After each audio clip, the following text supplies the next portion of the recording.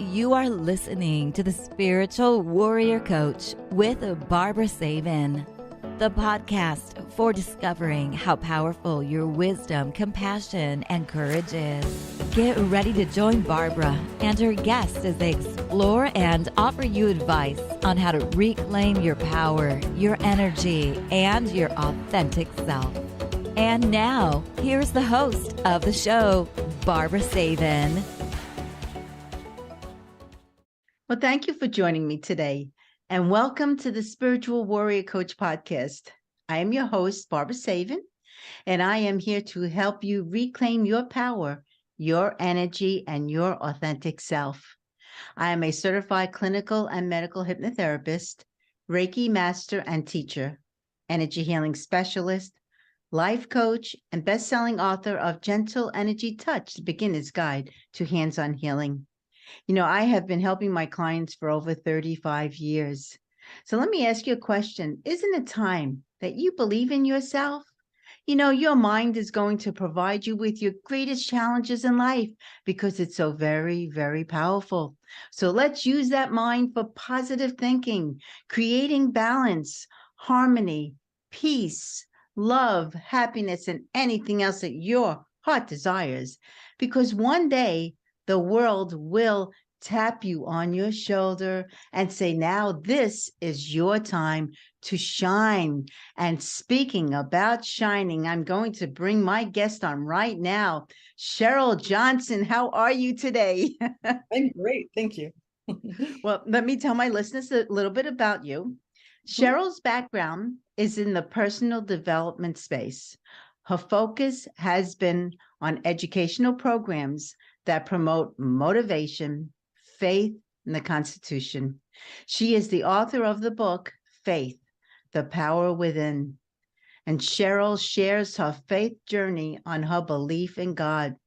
And she also shares a prescription where someone who may not have a belief in God can use faith to empower themselves to face the challenges of life.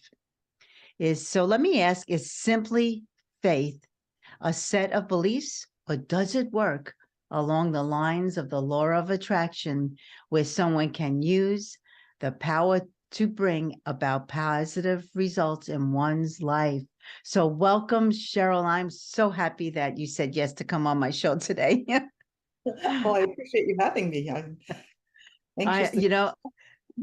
So how did this all start for you? I mean, did you always have like faith in God or trust in God? I'm just curious. Well, it's interesting because this is from my mom. She said from the time I was a little girl, I've always had faith in God. I mean, I started with, all the things kids pray for, like, oh, I lost my doll or I lost something, and it's like, Heavenly Father, please help me find it. And sure enough, I found it. And I was like, oh, this must work. So, it started off as simply soliciting God to help me solve problems in my life. Mm-hmm. And it worked, but it's definitely been an evolution since that point. I can imagine. So you've always had this in you, like your whole life, then I would assume. Mm-hmm.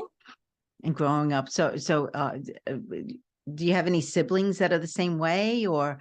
Nope. As a matter of fact, my mom had 5 kids, and I am the only one.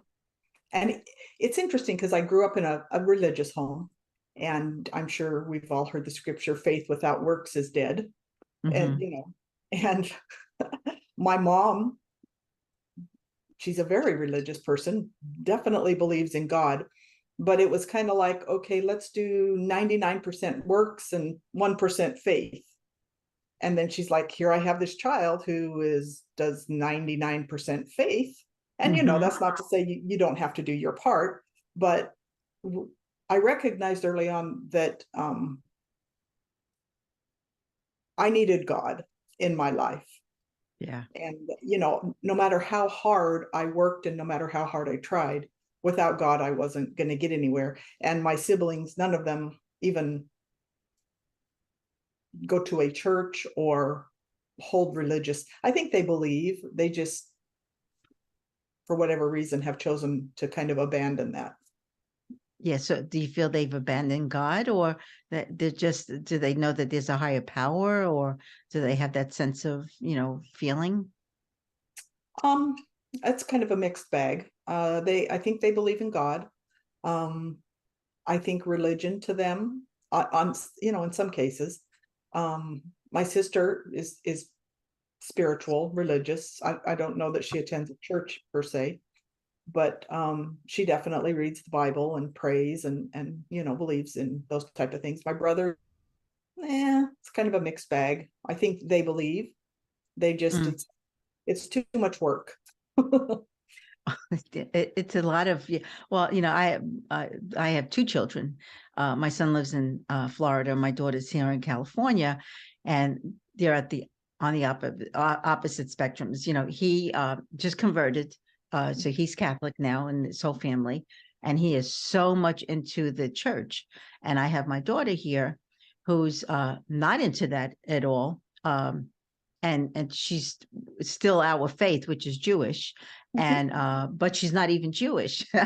So she's very just spiritual, and I guess she got that from myself, because I am, of course, the Jewish religion, but I do not practice it. But I'm just spiritual, whereas my mother and father and my grandma was very Jewish and went to synagogue all the time.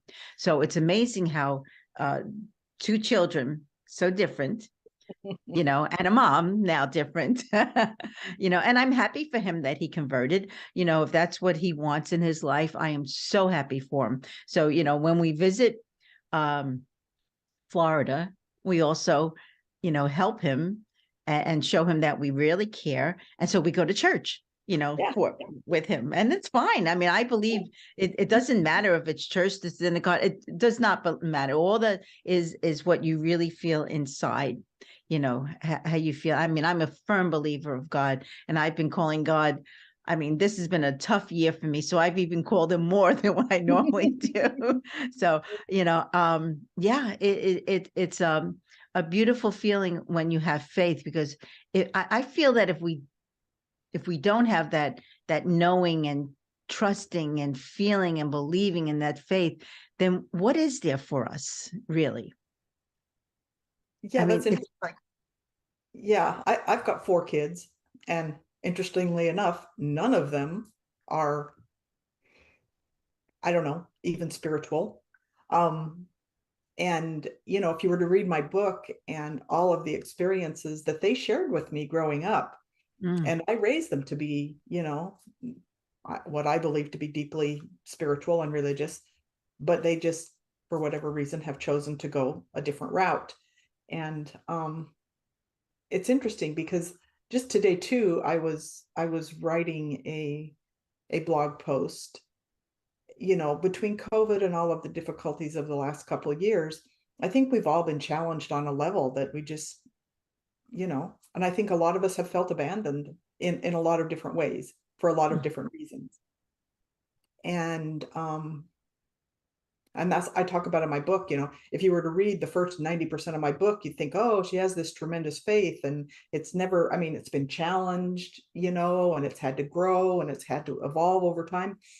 But man, COVID not just COVID, the illness itself, but yeah, just circumstances under which we had to live. it's been rough. Yeah. And it really has brought about a lot of discouragement, a lot of despair. Hmm. I think if without hope, and hope to me is a precursor to faith. Yeah, Yeah. Without that, uh, I don't know how people get by. And I'll be honest, for the first time, I'm 60 years old. And for the first time in my life during COVID, I kind of felt abandoned. I kind of felt like God just wasn't there. And it was hard. It was yeah, really hard. it was very hard. I know I lost my business during that year, and I said, all right, if this is what it's supposed to happen, then it'll be.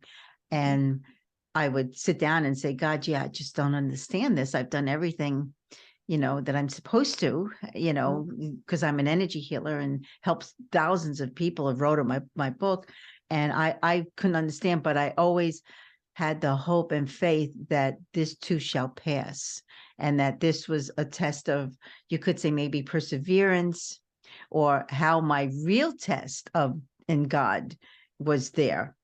And I knew without a doubt that this was just temporary, and that this too shall pass. And then after COVID, of course, then I ended up in the hospital. I had a surgery, parathyroid surgery, and then I ended up getting COVID again, and I ended up in the hospital only like 2 weeks ago. And I'm saying to myself, okay, what is going on here? But again, deep down inside, I know, all right, maybe I need to just step back a little bit and see what I need to change, or just step away for a little bit. But again, my true belief and hope and trust never changed, because I knew, again, there is always a reason for something to be. And I said, all right, whatever the reason is, I may not understand it now, and I may never understand why, but I'm trusting that everything will just turn out in its own timing, the right way, which it's supposed to be. Whether it's right or wrong, it doesn't matter. Whatever the way is. And so, yeah, and I'm still trusting. So, That's good. That's a good thing. Yeah. So yeah, let me ask you. I mean, I know you wrote that book. So what actually prompted you to write this book about faith? Well, I've been wanting to write it for a very long time, to be honest. I've had some rather interesting circumstances in my life, and they're just, like I said, growing up, probably into my late teens, I was always a person of, my husband calls me a pit bull. Kind of once you lock onto something, it's like, oh, you're never, I'm very resilient, persevere through all kinds of things. And but I'd always look to God as kind of, hey, I hate to say it, but in my book, it's kind of like, your Christmas wish list, God, here's what I need, here's what I want, go ahead and give it to me. And I know that in some conversations I've had with my siblings, they were discouraged to the point that I think that's kind of what led them off the path a little bit. I'm sure there's a multiplicity of reasons, but it was like, hey, I was doing everything I should have been doing. I was, and I'm asking you, Lord, for these blessings, and you didn't give them to me. So why should I, you're not keeping up your end of the deal. Why should I keep up mine? And there was a real turning point in my life when I'd always wanted to, I know a lot of people aspire to be doctors, lawyers, something grand. I wanted to be a flight attendant. That was my dream. And since I was about 7 or 8 years old, and then when I got to be, I don't know, 17, 18 years old, I started applying to the airlines.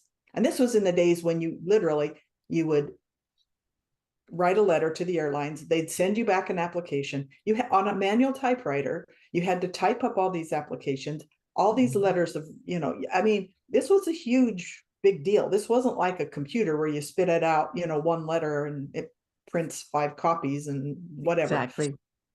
But it was a big deal. And so I, like, once every 6 months, I would go through this process, and every 6 months I'd get rejected. And I just keep trying until I was about 21. And when I was 21, and I didn't realize that, this is another thing I didn't realize, was that most airlines aren't going to hire you unless you're 21, because you have to serve alcohol. And second of all, I'm from small town USA, and they generally hire people in the bigger cities because that's where their bases are, right? But I didn't know that. I was rather naive. But I went through all this process, and finally, when I was 21, my brother was living in Guam, and he's like, hey, my girlfriend works for Air Micronesia, which was at the time a subsidiary of Continental, and they're hiring. And I was like, yeah. So I looked up, and it was like, oh, they have a base in LA. So I wrote a letter, and they're like, well, we moved our base to Houston. I was like, oh, okay. So I sent my letter to Houston, and they're like, oh, by the way, our recruiters are in Denver. I was living in Wyoming at the time. And so I knew enough about it by this point, that their processes, to know that they're recruiting events are held at hotels, major hotels. So I just started calling every hotel in Oh, wow. I know, right around the airport in Denver. And finally, I stumbled across the hotel they were at. And oddly enough, they took my call. I mean, that's just like unheard of. Wow. So Mm-hmm. I got this, and they said, this was on a Thursday. And they said, if you can get here by tomorrow, our last group interview is tomorrow at 4 o'clock. And if you can get here by 4 o'clock, then we'll interview you. And I was like, whoa, okay. So I hopped on the next plane out of Rock Springs, Wyoming, and off I went to Denver. And when I got there, I went to the group interview, and lucky for me, I was on my way back to the airport because it was a Friday afternoon. All the recruiters were on their way back to the airport, and I rode the same shuttle they did. And so, Oh. yeah. So they got to talking to me, and they were laughing. They were like, we didn't really think you'd show up. And I was like, I didn't think you'd really answer my call. And long story short, a couple of weeks later, I get this telegram, because we didn't have email and all that stuff. I get a telegram, which I'd never received in my life, from Continental Airlines saying, hey, we're inviting you to come to flight attendant training in Houston. And I was Wow. so excited, and my prayers had been answered, and blah, blah, blah, blah, blah. And I was just so certain that, this was going to be wonderful. Right. Mm-hmm. So after getting through, I won't even go into the long story of training and all that kind of stuff. It's all in my book. But after working there for about 6 months to a year, I was really sick because I was working all the time, and it was just running me ragged. And I literally, I'd get in from one flight, and I couldn't even leave the airport, and they'd be grabbing me, throwing me on another flight. And just so many things happened. And I remember I've been working every Sunday, couldn't go to church. Finally, I decided to go to church. I got a Sunday off, and I remember sitting on the back row of church and just crying, to myself. I was like, Heavenly Father, this is like my dream. This is what I've Dream. always wanted. And, you helped me get it. I'm sure, there's no way that, it was divine intervention that I got this job. And I remember, saying, what do you want from me? What more can I do? I'm so unhappy. And I was like, I was married at the time, by the way. Says, I want you to have a baby. And I was like, oh, no, no, no, no, no, no, no, no. That wasn't part of my plan. But I was in a place where I'd been humbled enough, I guess, that I was willing to go that route. And so I ended up having a baby. And I remember the day I brought my first child home. And, I'm sure you've experienced this. Every mother has experienced this. This is nothing new or special. But I remember sitting there on the couch holding my baby the day I came home from the hospital, and just tears flowing down my face. It's like, oh, I've never been so happy in all my life. This is the most wonderful thing that could have ever happened to me. And at that point, it just dawned on me. It was like, God knows me better than I know myself. I thought I wanted to be a flight attendant. I thought that was going to be my dream come true. I thought that was going to make me happy. And the thing it wasn't like I didn't like kids, but it just wasn't on my radar. It just wasn't part of my plan.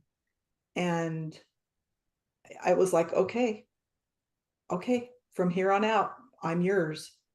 I'm going to trust you because I know that you know me better than I know myself. Yeah.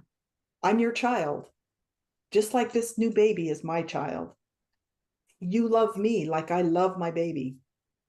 And ever since then, I had a very personal relationship. It was no longer, oh, Heavenly Father, thank you for blah, blah, blah. Now I want blah, blah, blah. It was, I'm yours. But I will tell you, although that was a turning point, and although that having that baby made me extraordinarily happy, so happy I got pregnant again 3 months later. And yeah. So see, it shows you how much I know about kids, right? But that's when it got really hard. And that's what prompted me to write the book. Back to your question, was after 10, 15 years of being married and turning my life over to him, life just got hard, and it got harder and harder. And the harder I tried to do what he wanted, the harder it got. And that's what my brothers would tell me. It's like, why do you keep doing this, man? Just do like we did. We gave up, and our life became easy. We no longer had all of these trials and everything. And I was like, no, I made a promise and I'm going to stick by it. And, I think that's in my book, that's kind of the process. A lot of times we have this confirmation bias where, we think something and, certain things happen along the way. And then we hit this wall, and either it confirms what we believe. And so it, says, okay, good. I believe that. Kind of like when I was a kid and I would, make my Christmas wish list to God, it was that reaffirming belief. Or you come up against this wall and it's like, oh, this didn't turn out like I planned. Mm-hmm. And you go, okay, where do I go from here? What do I do? And, so for all those 15, 16 years that I was married in my first relationship, it was just really hard. And I kept a journal, kept track of all of that, and knew one day I would, when I had time, because I ended up with 4 kids and a whole lot of other things going on. So I knew I would always write the book, but it took me a long time to get to a point where I could write it. Then I got remarried, and that's another whole story in and of itself too, and how divine intervention came along. And our relationship was really great for the first, 15, 20, actually 20 years. And then he had a real crisis of faith. Mm. And I was like, because in my first relationship, my first husband wasn't at all religious and didn't believe in God or things. So that was a real challenge. And so in my second relationship, I specifically was looking for that. For somebody like that. And then after 20 years, he's just like, I'm not sure I believe this anymore. And that happened about the same time COVID happened about the same time some other things in my life happened. And it was just like, at this point, I thought I had this faith thing down. I thought I had it figured out. Don't we all think that? Uh-huh. And it was just like, oh, wait a minute. I guess you're not done with me yet. I don't think we're ever done, to be quite honest. Oh, no. No. Even in the next life. Yeah, because I even see it for myself, and I actually went back to writing, another book, which I know it's something that I needed to do, and maybe putting some workshops together, and maybe stepping away from personal, going to the office and doing sessions. Mm-hmm. So yeah, it's amazing how, we get all these messages, and if we, it's like a voiceless voice that speaks to us. Mm-hmm. It's that I want to call it our GPS intuition that guides us in the right direction, but we don't listen, we get lost. So, so, and like for myself, if I listen to it, I'm pretty much all right. But when I say, nah, we're going to do something else, I get hit with something different. Mm-hmm. And then I wondered, gee, what is this about? Well, it's because I didn't listen to this. Mm-hmm. And so this came about, and hopefully it gets me back to where I should have been. I mean, but sometimes it could take a while. It's uncomfortable. Oh, yes. I think uncomfortable is an understatement. Yeah. Mm-hmm. I know. So now your second marriage, is everything going good now, or it's improved, but there's still some pretty significant challenges ahead of us. And whenever my parents in all their wisdom was like, in my first relationship especially, they were like, oh, I don't think it's such a good idea to marry somebody. I mean, other than religion and spirituality, we came from very similar backgrounds, our Mm-hmm. socioeconomic status. We're both from Wyoming, that's kind of a unique environment, I guess you'd say, to grow up in. We both grew up in small towns. We both had a lot of those kind of things in common. But my parents told me, they said, this is going to be a big challenge in your relationship. And it was. I mean, to say Wow. it was significant. And ultimately it led to the demise of our relationship, for not because of that in and of itself, but because of the friction and the contention that it created. And so I made sure the second time around that that's what I looked for. Mm-hmm. And Different. yeah, but then But when it didn't turn out, I was just like, this is really hard. I mean, and like I said, unfortunately, I've always, that's the other thing besides faith, I've always been extremely political. I was 7 years old and was very upset that I could not 7, I think, sorry. I was 10 years old and I wanted to go vote for President Nixon. I know. And it's weird because I don't come from a political family at all. They're not political at all. You're not political. Yeah. And so, I grew up being very political. And when my second husband and I got married, we both shared similar, political beliefs. We both shared similar religious beliefs. We had shared a lot in common as terms of what we like to do. And then, and we, had a lot of similar background. He grew up in small town USA like I did, same socioeconomic background kind of thing. So, it was just like, oh, wow, there's a lot of good things. I mean, there were some other significant challenges, but once the whole COVID thing hit, and like I said, to me, COVID in and of itself wasn't necessarily the issue. Well, it was, because he just had a whole different perspective on it than I did. He very, very much, I mean, I always grew up with, play outside, play in the dirt, eat dirt, Yep. Kind of thing. I did too. The more dirty we were, the better we were. Yeah, kind of thing. Uh-huh. And he was very much, very sanitary, if you let the kids crawl on the floor and get dirty, then they're going to get sick and blah, blah, blah, that kind of thing. And so when COVID hit, he had a whole different take than I did. I was like, oh, I mean, I was in California, oddly enough, at the time COVID was bad. Uh-huh. And, I'd be flying back and forth from California to Virginia.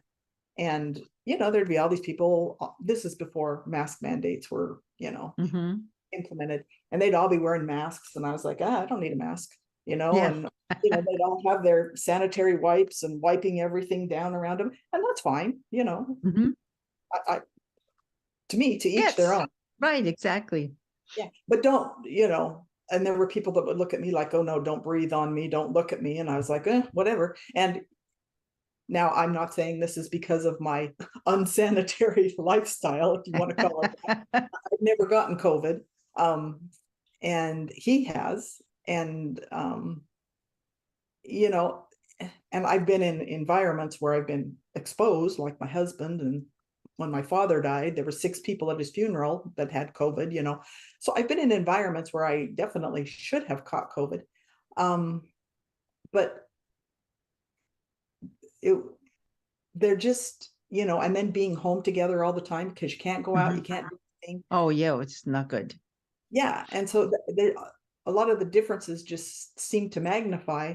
And in the past, all these challenges I had, I think the thing that was really different between this particular set of circumstances in my life and the ones before were every time I would pray, I would get some kind of warm confirmation that you're okay.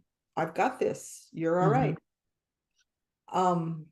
Or if you read my book, I mean, I like my husband said, he's like, I've never seen anybody who can pull miracles out of a hat like you do, And, he just always answered my prayers and sometimes in very miraculous ways.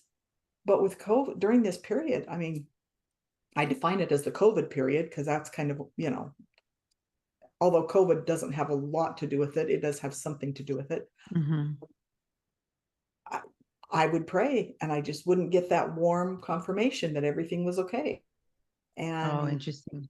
And I wasn't seeing miracles. I wasn't I'll be honest, I felt abandoned, and it's only been in the last probably 6 months or so, maybe a year, that I have felt like, okay, I'm starting to feel like, my faith is coming. I can't say my faith went away. Yeah, but it's getting stronger again. Yeah, I Yeah. didn't have that. I still believed. I never quit believing. I just didn't have, what I'd had before, which was really, in a way, to me, was probably a more significant trial than all of the other things that happened in my life. And believe me, there was mountains of them. you know it's a hard thing when you feel like God's kind of abandoned you. Well, we got COVID twice, and of which one was on the way back from Florida, and I am one. I believe that all the germs in the air is actually, to an extent, good for us because Yeah. it builds up the immune system. Mhm. And thank God, I very really get sick, and on the way coming home, a lot of people had masks, and this was in beginning of August, Mhm. and I didn't wear a mask, neither did my husband, and we were in Florida for 10 days. We were fine. Everything was fine. Coming home, however, the people behind us, it was a teenage son, and all of a sudden, about 2 hours into the flight, he starts like somewhat crying that he doesn't feel well, and he's coughing and sneezing, and we're in front of them, and I looked over at my husband. I says, I think our luck just ran out. I know. Yeah. And lo and behold, it did. Yeah. So we ended up getting sick. I mean, but it took us out for like 2 weeks. But Yeah. it wasn't that we had the cough and the cold, but the fatigue was more than anything else. But Yeah. I looked at it and I says, okay, maybe it's just time to rest a little bit, because I was looking to get back into my swing of things. And then, of course, I had to cancel all my podcasts and my clients, and everything went like a little haywire on me. But again, it's that trust and the faith and hope that, all right, this too will pass. And then we will get back to what we need to do. And I did. So, but it took me out for a little bit, I have to admit. Well, it does. And I still won't wear my mask. I mean, we're good. I'm good. I know. Well, I'm not a mask lover to begin with, but I've also extraordinarily claustrophobic. And on top of that, my first husband knew that, and what ultimately ended our relationship was he got rather abusive, and he took me and pinned me down on the bed and smothered me with a pillow. And Oh, geez. yeah, and ever since then, it's just like this whole claustrophobia thing has gone to like a whole new level. So the mask thing was really hard for me. Even when you're required to wear masks, it became more difficult to go out. I couldn't exercise. I need to exercise because I couldn't wear a mask and exercise and all that kind of stuff. So, I mean, all these things built up to just make it, a really difficult thing. And I think that, I look at my relationship with the Lord similar, like I would look at my relationship with a spouse. There's good periods, and there's times when Yeah. everything's great. And then there's periods where, barring that was I don't think abuse, I don't feel bad for getting a divorce, because I do think abuse is a justifiable reason to consider a divorce. I'm not saying you have to get a divorce, but I'm saying, it's one of those things that No one I should be abused. yeah. And I'm not saying, people can get married, divorced for whatever reasons they want to, but in my book, if I'm going to make a commitment, just like to the Lord, when I made that commitment to him, I'm not just going to, when things get rough and things get difficult, say, oh, well, that didn't work out. Sorry. And so, in our marriages and our relationships, if we're committed, and willing to stick through those times, I think in the end, things can get better. I feel the same way. We need to, trust. I always say you have to trust without a doubt that it will pass. Because when we start to doubt, then it really takes away, I feel, in our faith and our hope. And so I never want to not have that feeling. So in my life, without a doubt, no matter what is the outcome, it is what it's supposed to be. So I guess it's my grandma's belief in me. So that stick with me all these years. Yes. But yeah, so well, getting back to your book, I know in the book you mentioned about 12 stones. So what actually is the 12 stones, and what is the significance of that? The if in the Bible, there's many references to when when Adam and Eve got kicked out of the garden, one of the first things they did was they built an altar of stones to give thanks to God and as a way to remember him. And the 12 stones, when not when Moses parted the Red Sea and all that kind of stuff, but when was it Jacob? I get names all confused in the Bible because they all sound similar to me. But anyway, Joshua. Anyway, when they crossed a river, and as they got to the other side, they were rescued. And when they got to the other side, they took 12 stones and they built an altar to give thanks. And so those 12 stones to me are, when I look back at pivotal points in my life, where I feel like my faith was really built and strengthened. Those are my 12 stones. Those are probably to me the most significant turning, I would not necessarily turning points, but they're the things I refer to when things get really hard. And I feel like, honestly, these 12 stones are kind of what got me through this whole COVID period. Okay. Because I could look back and I could say, I think that's why we have scripture. And I think that's why I'm also an avid student of history. I love reading history. I love reading about people who were successful and looking at their lives and saying, okay, man, my life's really hard, but look they survived. They got through that. And so these 12 stones are the things I look to and give thanks when things get really hard. Things get hard. Yeah, it's I always say it's spiritual timing, and we have again we have a specific journey.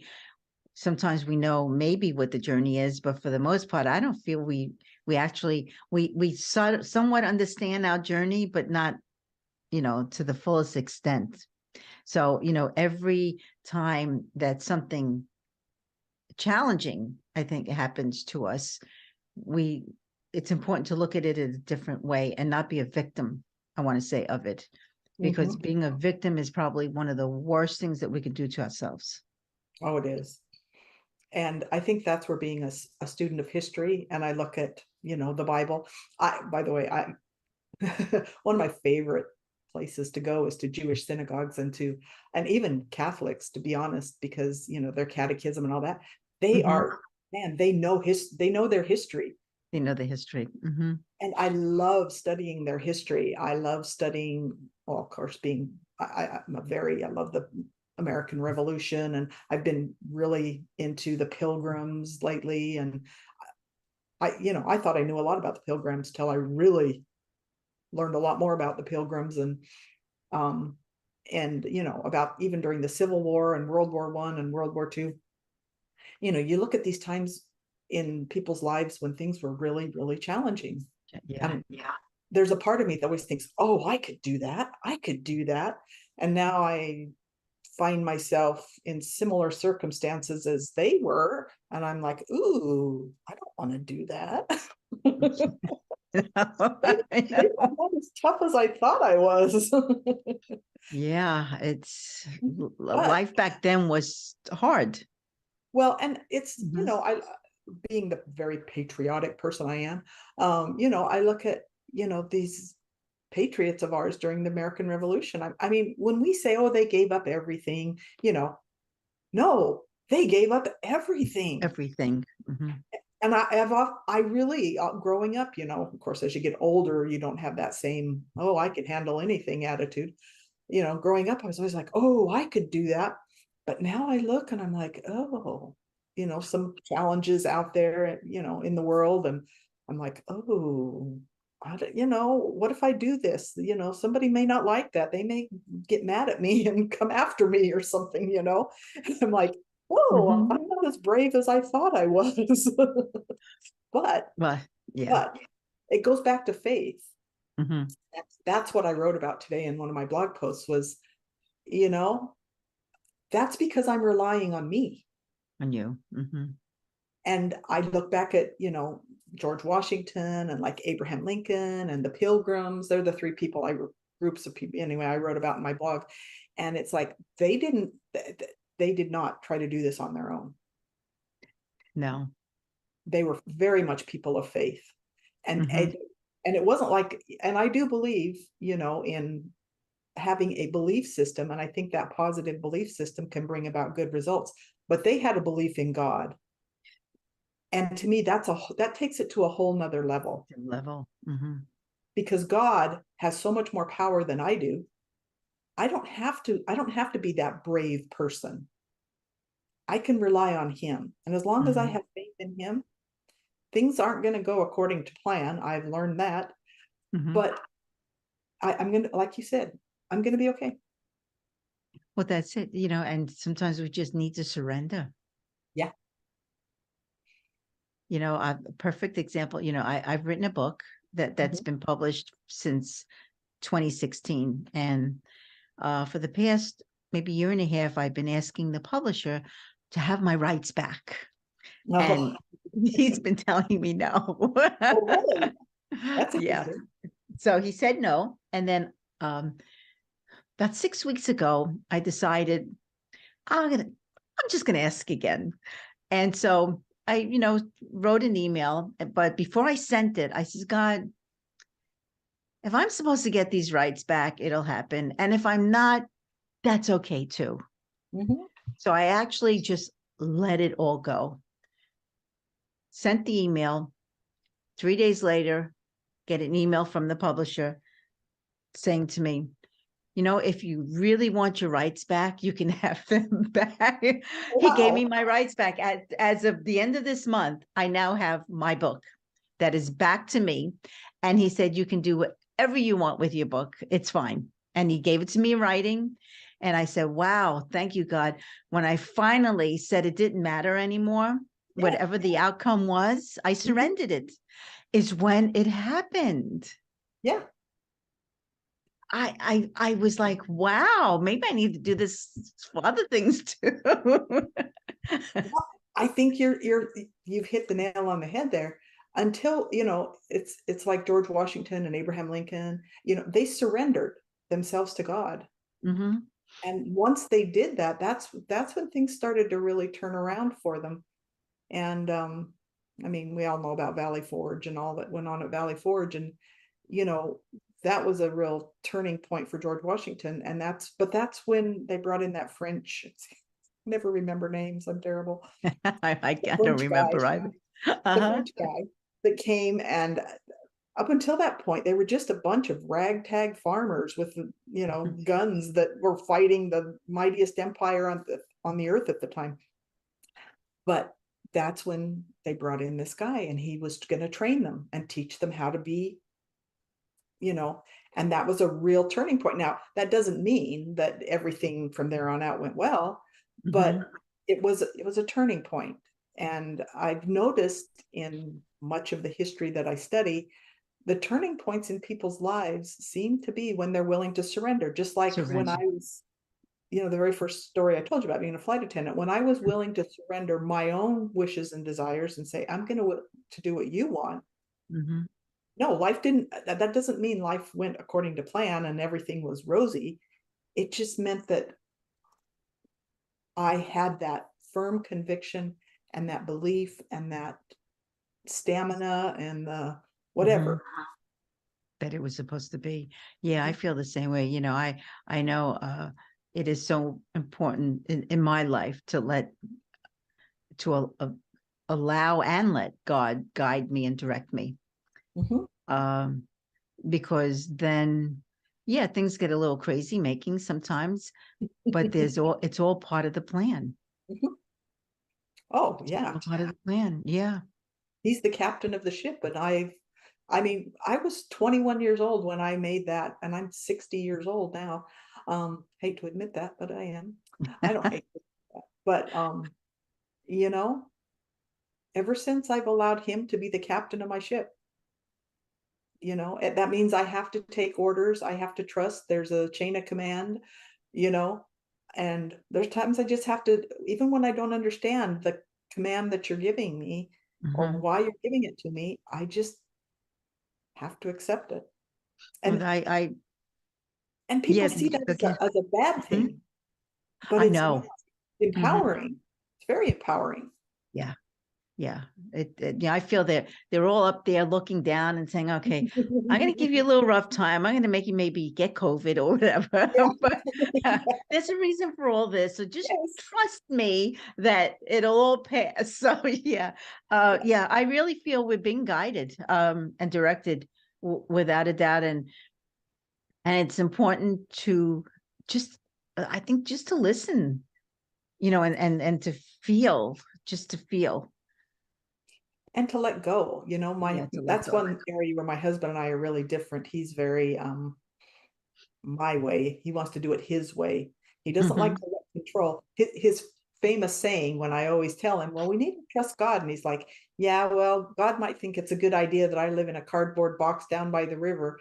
And I'm like, well, if he decides that I need to live in a cardboard box down by the river, then he's going to make sure I'm happy living Yeah. in a cardboard box down by the river. And he just can't let go of that. He's like, no, that's a bridge too far for me. Yeah, I feel whatever our destiny is, whatever it's supposed to be, well, it'll just be.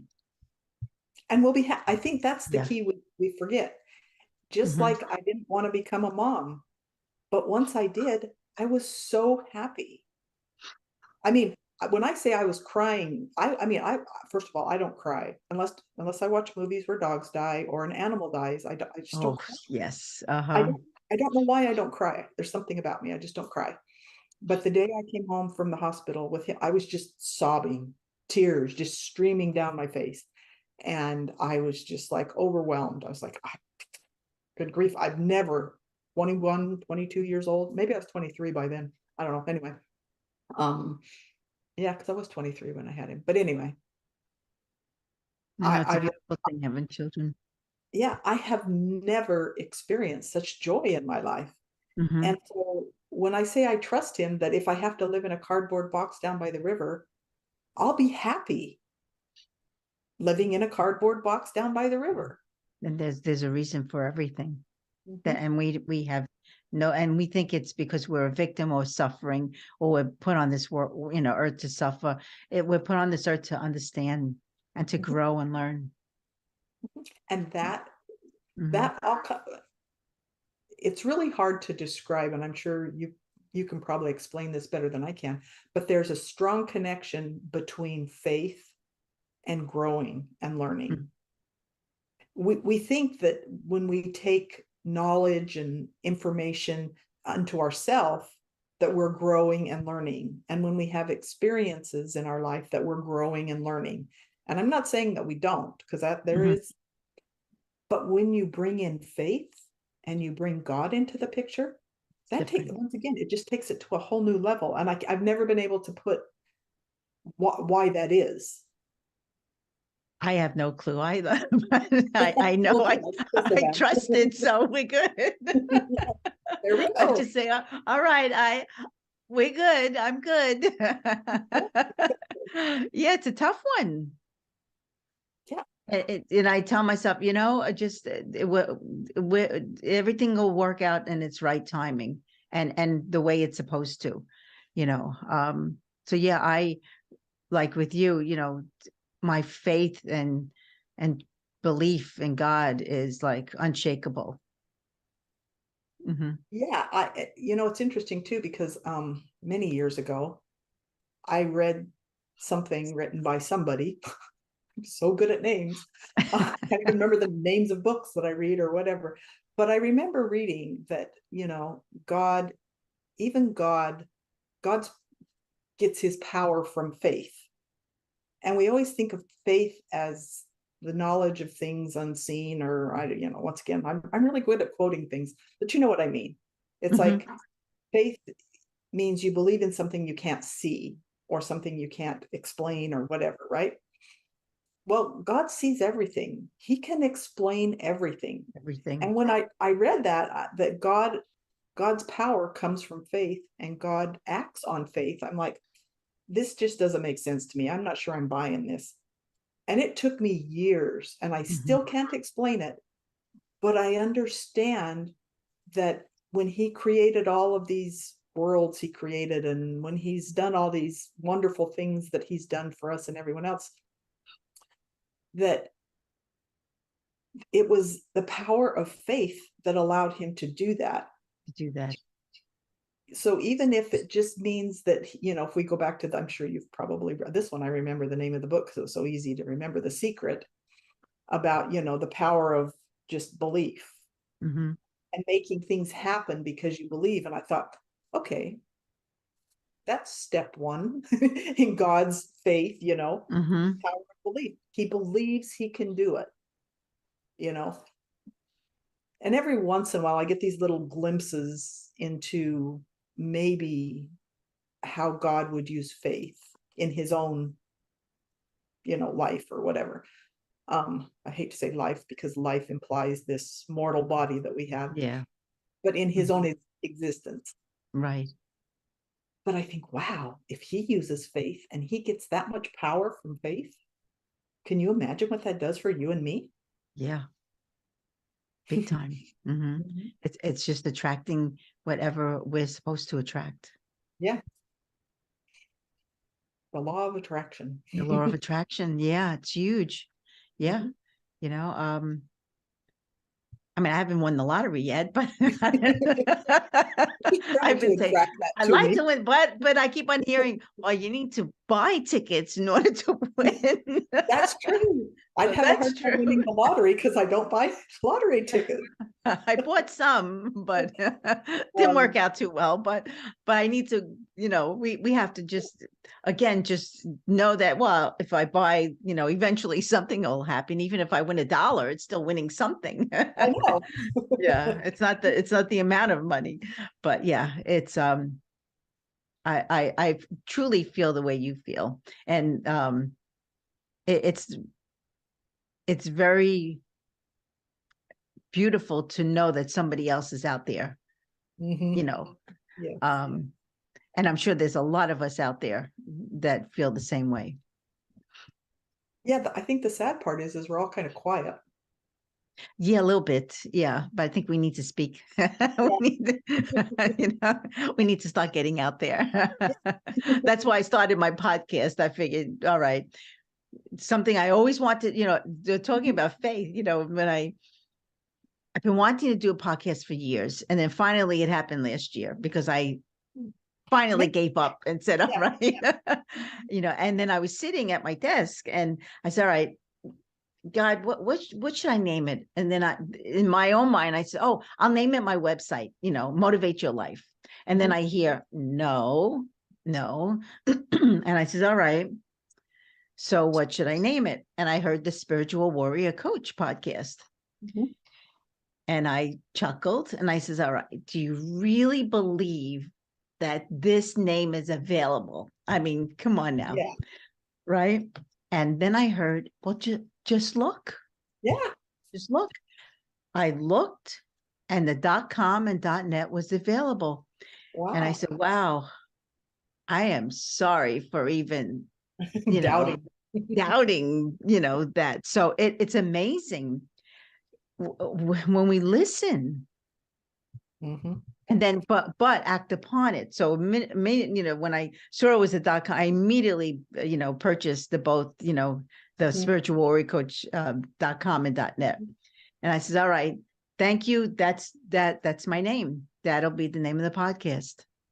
Well, and that's a very powerful name. I mean, it is very empowering. And I really, I mean, because I think we need to become spiritual warriors.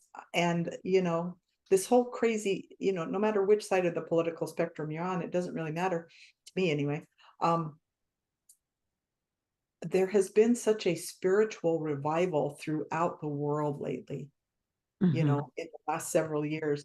And I think I know that it's that spiritual revival. And that doesn't mean we're all going to go get baptized and join a church and whatever. But I mean, a true spiritual revival. That is what is going to turn this around and make this world and this country, so we're not all at each other's throats, and can be different. If you have a different opinion on COVID than I do, that's fine. But we can still love each other. Exactly. That's why it's a beautiful thing, to disagree. That's why I tell even people I know, well, that's why we have vanilla ice cream, we have strawberry ice cream, we have chocolate ice cream. I don't like chocolate ice cream, but you may, I like strawberry, and it's okay that I don't like, a certain flavor. And it's okay that I don't want to wear a mask, but don't crucify me, for that.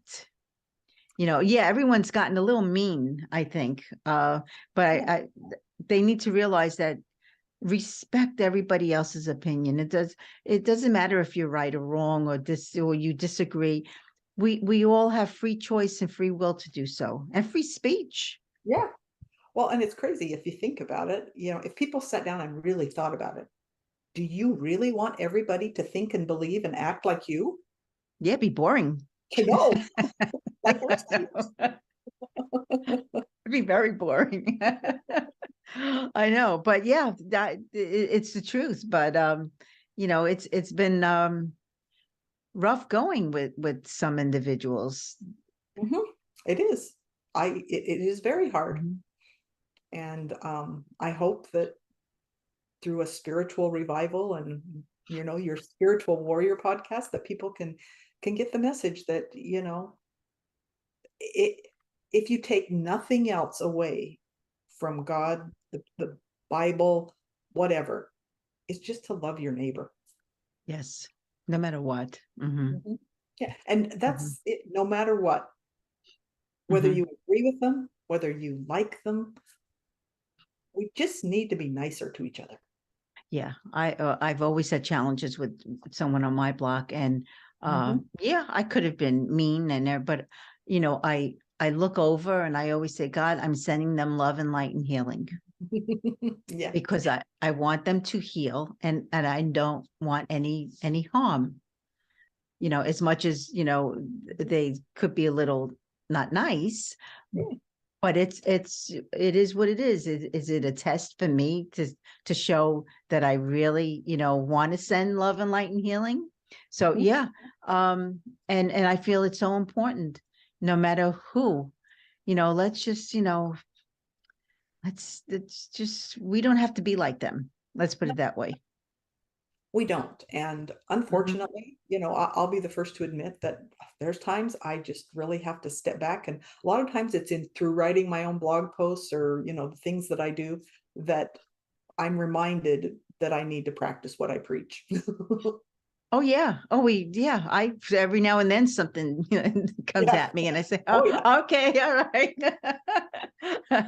Let me think this through now, But yeah, it's the truth. We, it's so important to practice what we preach, and that's why I'm even on the road, and I get a little like, why did he cut me off, or this? And then I say, well, maybe, an emergency happened, or, give them the benefit of the doubt. And I say, all right, whatever it is, just God, I want to just send, healing light, period. So that it calms me down.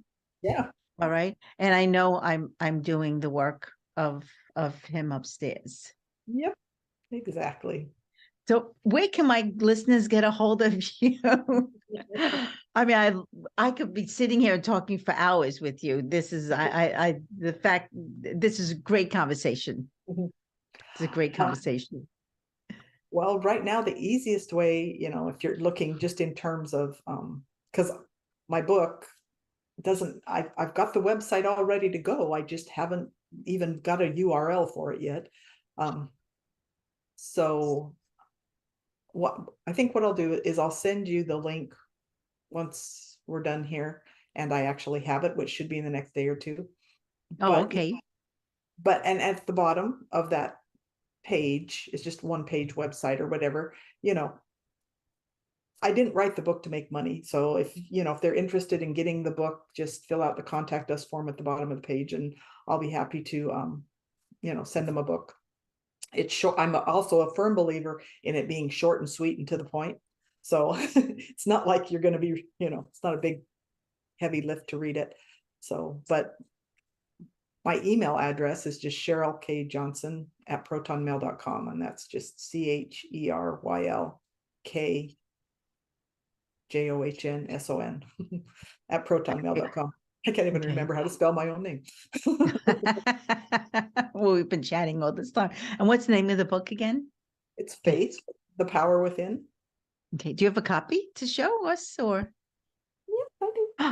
Oh, pretty. That is really, oh, I love that. Yeah. I love the white inside. Yeah, that's the God's light. Mm-hmm. Yes, it is. That's exactly. It's written under a pen name, so it won't have my name on it, but it'll have my picture on it, so at least you'll see that. Ah, there you go. Well, Cheryl, I cannot thank you enough for saying yes. And I know things were a little crazy with all the canceling and all this, but again, it's the right timing. It is. Right timing. So I thank you so much. And, I want to thank all my listeners for listening today. And again, a very big thank you to my very special guest, Cheryl Johnson. So please check out her book. And I hope that you heard today what you needed to hear. So visit me at motivateyourlife.net. And please subscribe to this YouTube channel, the Spiritual Warrior Coach podcast. We're also on Spotify, Amazon, Chrome, Apple, we're everywhere. And for those of you maybe interested in learning about energy healing, check out my book, Gentle Energy Touch, The Beginner's Guide to Hands-On Healing. So have a beautiful day filled with love and with light. Love, Barbara. All right. Thank you so much. Oh, you're welcome.